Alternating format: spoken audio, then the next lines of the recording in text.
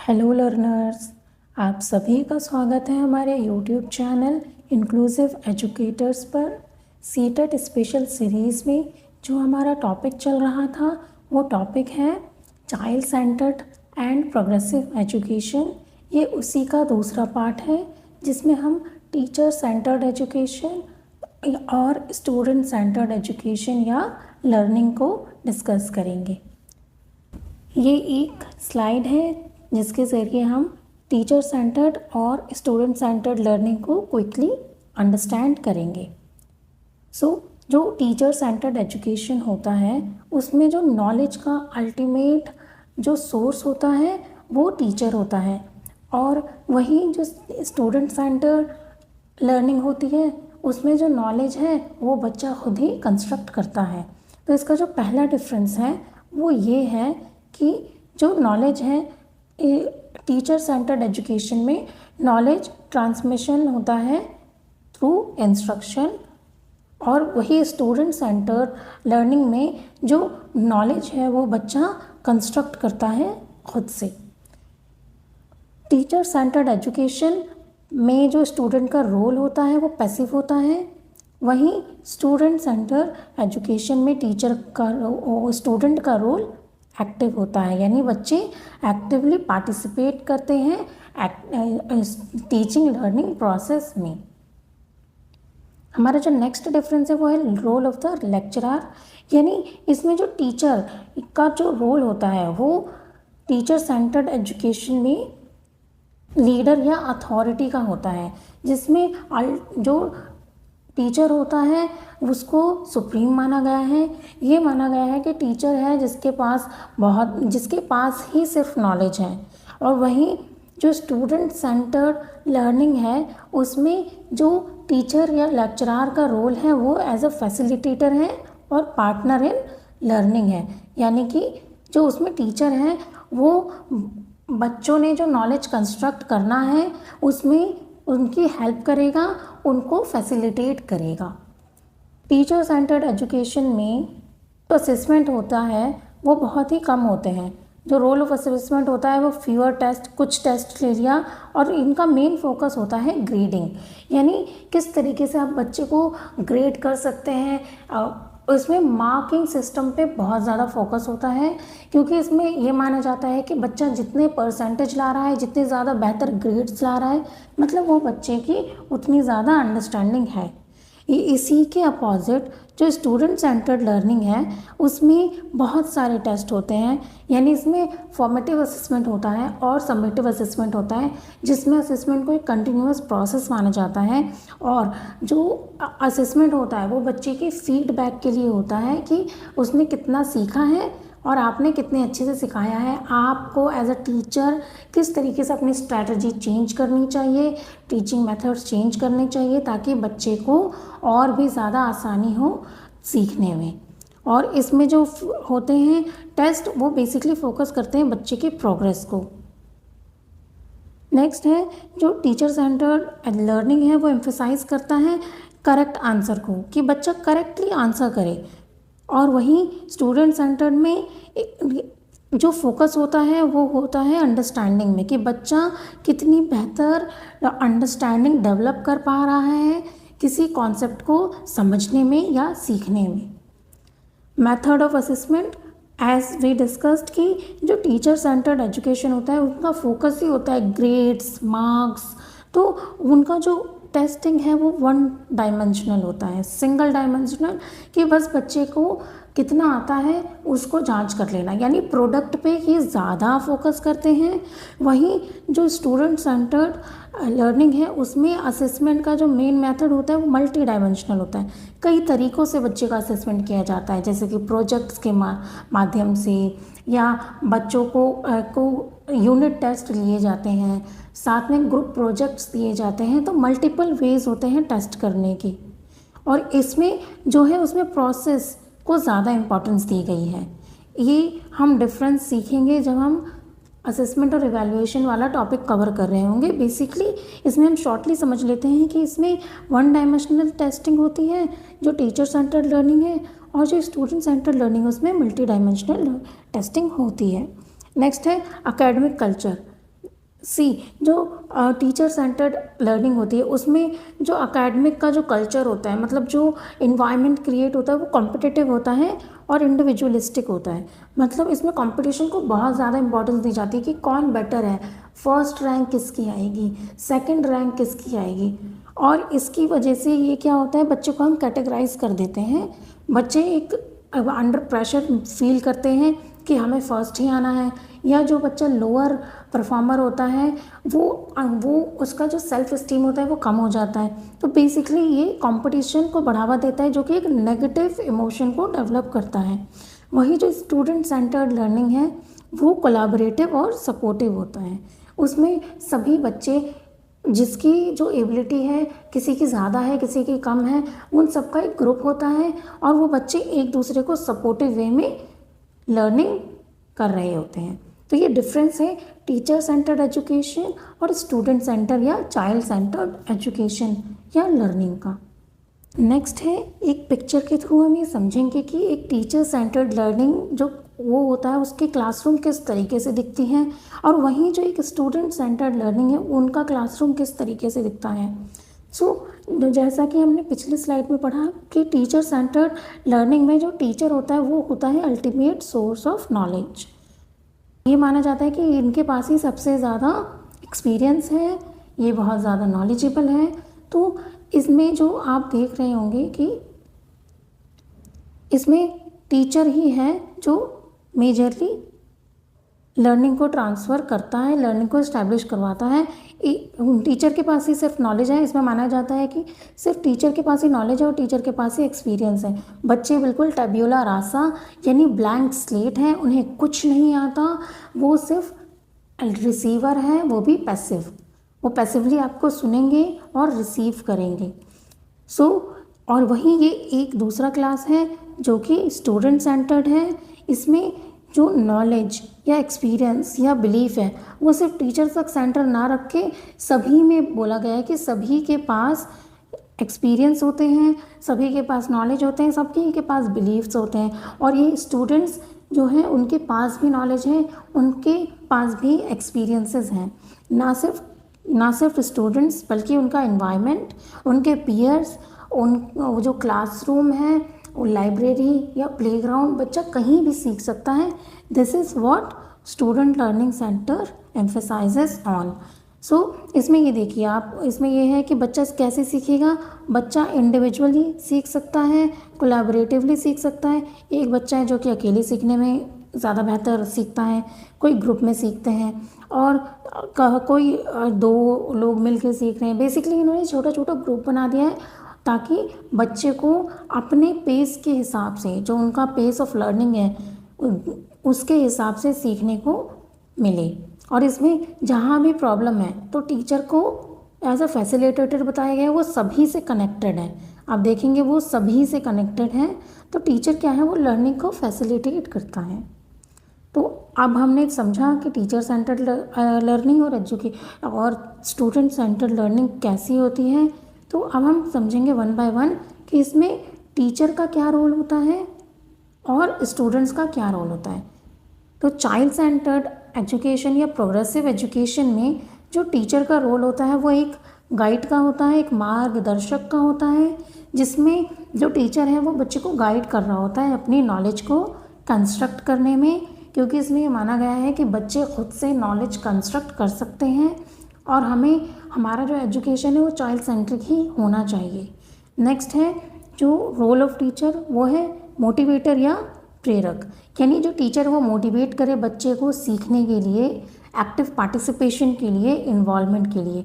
And the other role of teacher is observer या पर्यवेक्षक, यानी जो टीचर वो ऑब्जर्व करेगा कि कौन सा बच्चा है, उसकी कितनी एबिलिटी है, कितना वो कम परफॉर्म कर पा रहा है किसी चीज़ को, या कितना किसी चीज़ को बेहतर कर पा रहा है, उसके स्ट्रेंथ क्या है, उसके लिमिटेशंस क्या है।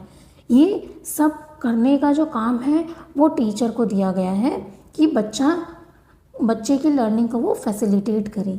And the next role of teacher is counsellor और परामर्शदाता, यानी जो टीचर है वो काउंसलिंग करेगा अगर बच्चे को किसी भी एरिया में कोई प्रॉब्लम आ रहा है या बच्चे के इमोशनली सपोर्ट चाहिए उसको, ये सभी काम टीचर करेगा being a counsellor. Then create a learning friendly environment, यानी एक ऐसा इन्वायरमेंट क्रिएट करना जो कि जिसमें बच्चे का मैक्सिमम लर्निंग इस्टेब्लिश हो सके। And above this there is, मतलब इसके अलावा जो एक और रोल बताया गया है जो कि एनसीएफ में भी है, एनसीएफ 2005 और 2023 एंड 2005 दोनों में जो टीचर का रोल बताया है वो फैसिलिटेटर, एज अ फैसिलिटेटर बताया गया है। So this is what we know the role of teachers in child centred और प्रोग्रेसिव एजुकेशन। अब जो नेक्स्ट स्लाइड है वो ये बताता है कि लर्नर का क्या रोल है, यानी एक विद्यार्थी की क्या भूमिका होती है टीचिंग लर्निंग प्रोसेस में, शिक्षण अधिगम प्रक्रिया में। सो इसमें ये माना गया है कि बच्चे हैं वो एक्टिव पार्टिसिपेंट होते हैं। बच्चों का जो रोल होना चाहिए, बच्चा एक्टिवली पार्टिसिपेट हो टीएलपी पर, टीएलपी टीचिंग लर्निंग प्रोसेस में एक्टिव पार्टिसिपेंट हो। नेक्स्ट एक्सप्लोरर, यानी बच्चा एक्सप्लोर करता हो, वो चीज़ों को जानबूझ के देख रहा है, ऑब्जर्व कर रहा है, यानी बच्चा बेसिकली अपनी लर्निंग को इस्टेब्लिश करने के लिए एक्सप्लोर करे। Then a problem solver, then the other role is decision maker. यहाँ ये माना गया कि बच्चे अपने फैसले खुद कर सकते हैं, तो बच्चा है वो एक डिसीजन मेकर है, निर्णय करता है और एक इंडिपेंडेंट लर्नर है, यानी बच्चा खुद से ही सीख सकता है, नॉलेज कंस्ट्रक्ट कर सकता है। ये रोल था लर्नर का। नेक्स्ट है advantages of child centred education या प्रोग्रेसिव एजुकेशन। तो इसका जो पहला एडवांटेज है वो ये है कि ये मीनिंगफुल लर्निंग को मीनिंगफुल बनाता है, यानी अधिगम को अर्थपूर्ण बनाता है, क्योंकि बच्चा मैक्सिमम पार्टिसिपेट कर रहा है, वो खुद से ही प्रॉब्लम सॉल्व कर रहा है, तो उसकी लर्निंग मीनिंगफुल होती है, अर्थपूर्ण होती है। दूसरा है डेवलप्स क्रिएटिविटी, ये बच्चे में क्रिएटिविटी को डेवलप करता है। बच्चा खुद से ही, क्योंकि वो प्रॉब्लम सॉल्व कर रहा है, तो कई बार बच्चा क्या होता है वो खुद ही प्रॉब्लम के जो सोल्यूशन होते हैं वो नए सोल्यूशंस लेकर आते हैं। कि क्रिएटिविटी का मतलब ये होता है जो चीज़ नहीं है उसको क्रिएट करना, कोई न्यू चीज़ बनाना, कोई न्यू चीज़ इन्वेंट करना। तो क्रिएटिव इससे जिसमें बच्चा मैक्सिमम पार्टिसिपेट कर रहा है, चाइल्ड सेंटर्ड एजुकेशन में बच्चा क्या करेगा, वो बच्चे की क्या होगी, क्रिएटिविटी डेवलप होगी। एंड दिस बिल्ड कॉन्फिडेंस, क्योंकि इसमें कोई कंपैरिजन नहीं है, कोई प्रेशर नहीं है, कोई कंपटीशन नहीं है, ये चाइल्ड सेंटर्ड है। बच्चा जानता है कि ये मेरी लिमिटेशंस है या ये जो मेरी है वो मेरी स्ट्रेंथ है, तो उससे क्या होगा, बच्चा अपने स्ट्रेंथ पर काम करता है और उसमें कॉन्फिडेंस बिल्ड होता है। नेक्स्ट है इट्स इनकरेज क्रिटिकल थिंकिंग, यानी आलोचनात्मक चिंतन को बढ़ावा देता है। क्योंकि चाइल्ड सेंटर्ड एजुकेशन में जो बच्चों का लर्नर्स का रोल है वो ये बताया गया है कि बच्चे एक्टिव पार्टिसिपेंट होते हैं, प्रॉब्लम सॉल्वर होते हैं, डिसीजन मेकर होते हैं। सो डिसीजन मेकिंग के लिए या प्रॉब्लम सॉल्विंग के लिए उन्हें क्रिटिकल थिंकिंग, यानी किसी टॉपिक, किसी भी कॉन्सेप्ट पर उसके कॉज एंड प्रॉन्स देखना, यानी उसके जो कितने फ़ायदे हैं या नुकसान क्या है, उसके कॉन्सिक्वेंसेस को देखना, ये सारी चीज़ें बच्चे की क्रिटिकल थिंकिंग को डेवलप करता है।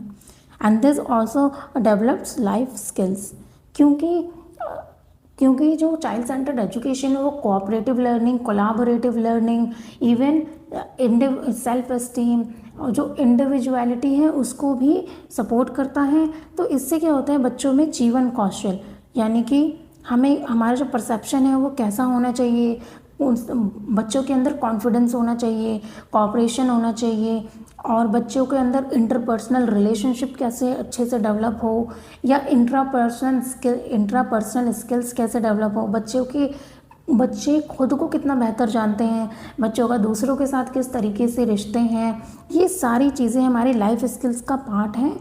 और अगर बच्चा एक्टिवली पार्टिसिपेट कर रहा है तो वो बच्चों के लाइफ स्किल्स को डेवलप करने में हेल्प करता है। Then it's improve problem solving abilities, as we know, क्योंकि बच्चों को प्रॉब्लम सॉल्वर ही बताया गया है, वो समस्या समाधान करता ही माने गए हैं। तो बच्चों की लाइफ में अगर वो स्टार्टिंग से ही प्रॉब्लम्स को सॉल्व करने वाला परसेप्शन इस्टेब्लिश कर लें, तो उनकी आगे की लाइफ में भी अगर कोई प्रॉब्लम आती है तो खुद से उसका सोल्यूशन ढूंढने की एबिलिटी रखते हैं, क्षमता रखेंगे।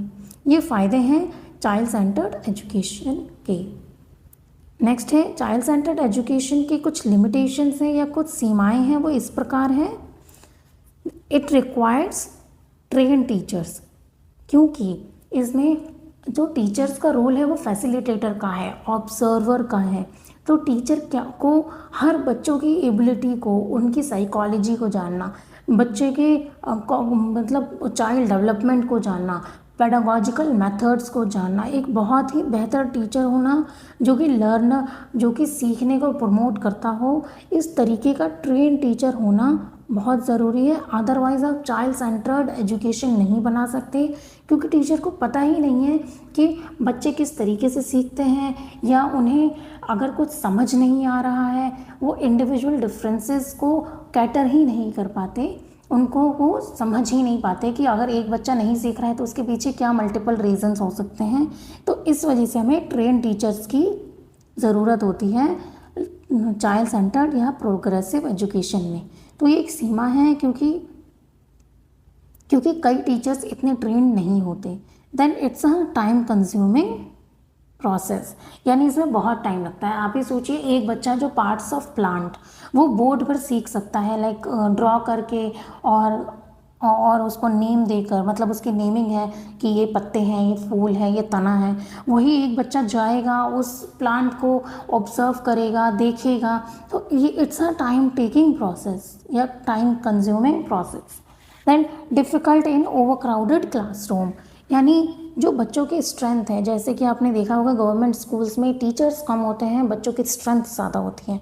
तो एक क्लास है, उसमें जो हमारा जो आइडियल रेशियो है अकॉर्डिंग टू RTE इज 1:30, यानी एक teacher and 30 students for primary classes. वहीं एक ही टीचर 40-50 स्टूडेंट्स को पढ़ा रहा है। तो ये डिफ़िकल्ट होता है जब आपकी क्लासरूम लार्जली हो, ओवर क्राउडेड हो। देन नीड्स एडिक्वेट रिसोर्सेज, या पर्याप्त साधनों की आवश्यकता है, क्योंकि ये एक एक्टिव पार्टिसिपेशन को वैल्यू दे रहा है, तो उसमें हमारे पास मल्टीपल रिसोर्सेज होने चाहिए। अगर बच्चे को प्लांट ऑब्जर्व करना है तो उसके पास प्लांट होना चाहिए। अगर बच्चे को सोलर सिस्टम देखना है, लाइक, तो एक सोलर सिस्टम का प्रॉपर मॉडल होना चाहिए। बेसिकली TLMs की कमी एक इसकी लिमिटेशंस है। नेक्स्ट है there are importance thinker in child centred education and progressive education. तो यहाँ पर कुछ हमने डिस्कस किया है कि जो फादर ऑफ प्रोग्रेसिव एजुकेशन है, जिन्होंने इस पे बहुत काम किया है कि जो एजुकेशन वो प्रोग्रेसिव होना चाहिए, उसमें बच्चों की क्रिटिकल थिंकिंग, पार्टिसिपेशन, बच्चों एक्सप्लोर करें, एक्टिविटी बेस्ड लर्निंग हो, इस सब पे जो सबसे ज़्यादा काम किया है उनका नाम है जॉन डेवी या जॉन डुई।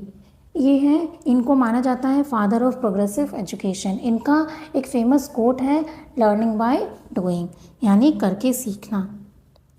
जो अदर इम्पॉर्टेंट थिंकर्स हैं वो हैं जीन जेकब रूसो, यानी जे रूसो। इन्होंने ये कहा है कि जो बच्चे होते हैं ये बहुत पुराने हैं, लाइक 17th सेंचुरी के उस टाइम पे इन्होंने कहा है कि बच्चे जो होते हैं उनका जो लर्निंग है वो नेचुरली होता है, आर्टिफिशियल रूल से वो नहीं सीख सकते। उन्हें नेचुरल इन्वायरमेंट में नेचुरली सीखना चाहिए, सीखने को देना चाहिए, जो कि आर्टिफिशियल रूल से फ्री हो। उनका इन्वायरमेंट आर्टिफिशियल रूल से फ्री हो, बच्चे को खुद ही एक्सप्लोर किया जाना चाहिए, करना चाहिए। ये उन्होंने 17th सेंचुरी में बताई है। उस टाइम पे इनकी एक बुक आई थी एमिली, उसमें इन्होंने ये बताया कि बच्चे जो हैं उनका लर्निंग नेचुरली होना चाहिए। ये बेसिकली नेचुरलिज्म के प्रवक्ता है, प्रमोटर है। नेक्स्ट है फ्रेडरिक फ्रोबेल। जो फ्रेडरिक फ्रोबेल हैं इनको माना जाता है फादर ऑफ किंडरगार्टन सिस्टम। यानी इन्होंने ये बताया है बच्चे जो है वो नेचुरली खुद से अपना जो है पोटेंशियल वो ढूंढ सकते हैं, अनफोल्ड कर सकते हैं, और वो किस तरीके से कर सकते हैं, through play, self activity, creative expressions in supportive environment. यानी कि ऐसा एनवायरनमेंट हो कि बच्चे को खेल के माध्यम से ही सीखना हो, जो कि किंडरगार्टन सिस्टम का बेस माना गया। तो यही है जिन्होंने किंडरगार्टन सिस्टम के फादर माने जाते हैं, या कॉन्सेप्ट को इन्होंने ही सबसे पहले सामने रखा था, फ्रेडरिक फ्रोबेल। नेक्स्ट है हमारी अनदर इम्पॉर्टेंट थिंकर मारिया मोंटेसेरी। इन्होंने ये बताया है इनका जो बिलीव था वो ये था कि बच्चे जो हैं वो खुद ही हैंड्स ऑन एक्टिविटी के थ्रू सेल्फ डायरेक्टली और स्ट्रक्चर वे में, जिसमें सेंसरी रिच सेटिंग हो, उसमें बेहतर तरीके से सीख सकते हैं, बेस्ट तरीके से सीख सकते हैं। यानी एक ऐसा इन्वायरमेंट हो जिसमें कि बच्चे अपने सेंसेस के माध्यम से, बाय सीइंग द थिंग्स, मतलब उनके पास सामने वो चीज़ें हों जो कि किताबों में एब्स्ट्रैक्ट कॉन्सेप्ट्स हैं, बच्चा उतना डेवलप नहीं कर बच्चे का जो कॉन्सेप्ट है, एब्स्ट्रैक्ट थिंकिंग है, वो उतनी डेवलप नहीं होती। तो ये सारी चीज़ें बच्चे अगर बाय सेंसेस वो देखेंगे, सुनेंगे, टच करके, ये सब करके अगर बच्चे को सिखाया जाए तो बच्चों का बेस्ट लर्निंग होता है, जिसमें बच्चे मैक्सिमम सीखते हैं। नेक्स्ट है गीजू भाई बड़ेखा।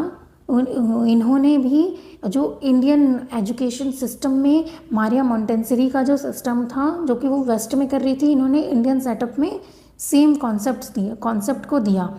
तो इनका जो बेसिकली बिलीव था वो ये था कि एजुकेशन जॉयफुल होनी चाहिए, स्टोरियों से भरी होनी चाहिए, मतलब कहानियों से भरी होनी चाहिए, और चाइल्ड सेंट्रिक एजुकेशन होना चाहिए, जिसमें बच्चा जो है, क्योंकि इन्होंने बोला कि बच्चे नेचुरली ही क्यूरियस होते हैं, उनके अंदर नेचुरली ही क्यूरियोसिटी होती है, सीखने की जिज्ञासा होती है, जिसे इन्होंने दिवा स्वप्न यानी डे ड्रीम बताया। इनका जो कॉन्सेप्ट है वो डे ड्रीम का था।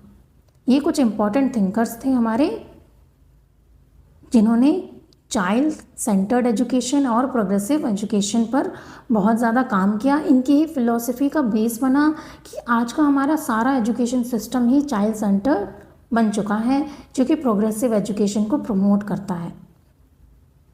हम educational implications of child centred education देखेंगे कि हम इन्हें किस तरीके से अपनी क्लासरूम में यूज़ कर सकते हैं। तो पहला है यूज़ एक्टिविटी बेस्ड टीचिंग, यानी बच्चों को एक्टिविटी के थ्रू सिखाना। एनकरेज क्वेश्चनिंग, आप ऐसे एग्जाम्पल्स दें कि बच्चा जो है वो क्वेश्चंस खुद ही पूछना शुरू करें, यानी बच्चे के क्वेश्चनिंग करने को हमें इनकरेज करना है कि अगर बच्चा कोई गलत क्वेश्चन भी पूछ रहा है, या बच्चे का जो क्वेश्चन है वो टॉपिक से रिलेटेड नहीं है, तो आप उसको डिकरेज नहीं करेंगे, उसे इनकरेज करना है। नेक्स्ट है प्रमोट कोऑपरेटिव लर्निंग, क्योंकि इन्होंने ये माना है कि बच्चे खुद ही नॉलेज कंस्ट्रक्ट करते हैं, और जो चाइल्ड सेंटर्ड एजुकेशन उनका तो बिलीव है कि बच्चों की एबिलिटी के हिसाब से, उनके नीड्स और स्ट्रेंथ के हिसाब से हमें उन्हें पढ़ाना है। तो इसमें क्या होता है, कुछ बच्चे ज़्यादा एबिलिटी रखते हैं, ज़्यादा उनके अंदर स्किल्स होते हैं, और कुछ बच्चे जिनमें है उनमें कम एबिलिटीज़ होती हैं, या वो कम सीखते हैं। तो अगर वो दोनों को साथ बिठा दिया जाए तो इससे क्या होगा, पीयर लर्निंग को भी प्रमोशन मिलेगा। नेक्स्ट है रिस्पेक्ट इंडिविजुअल डिफरेंसेस। अब इसमें ये माना गया है कि हर बच्चा अलग है, यूनिक है, सबकी क्षमताएं अलग हैं, सबकी लिमिटेशंस अलग हैं, तो हमें रिस्पेक्ट करनी चाहिए इंडिविजुअल डिफरेंसेस की। Then connect with the daily life, यानी बच्चों की जो लर्निंग होती है वो डेली लाइफ से कनेक्टेड हो, उन जो एग्जाम्पल्स होते हैं उससे बच्चे रिलेट कर पाएँ, इस तरीके के एग्जाम्पल होने चाहिए। यूज़ कंटिन्यूअस असेसमेंट, यानी असेसमेंट फीडबैक के लिए होना चाहिए, बेसिकली फीडबैक के लिए होना चाहिए, ताकि हम अपनी TLP टीचिंग लर्निंग प्रोसेस को और भी ज़्यादा इम्प्रूव कर सकें। अब ये हमारा आखिरी स्लाइड है, जिसमें ये बताया गया है, जिसमें पूछा गया है बेसिकली कि according to you which learning is better, teacher centred learning और स्टूडेंट सेंटर्ड लर्निंग। हमने अभी इतनी ज़्यादा कॉन्सेप्ट पढ़ा, समझा कि इसके क्या फ़ायदे हैं, क्या नुकसान हैं। इसके बाद आपको क्या लगता है कि जो लर्निंग है वो किस तरीके की होनी चाहिए? आप अपना जो ओपिनियन है वो हमें कमेंट सेक्शन में बताएं। अगर आपको हमारी वीडियो पसंद आई हो तो इस वीडियो को लाइक करें, शेयर करें एंड सब्सक्राइब करें।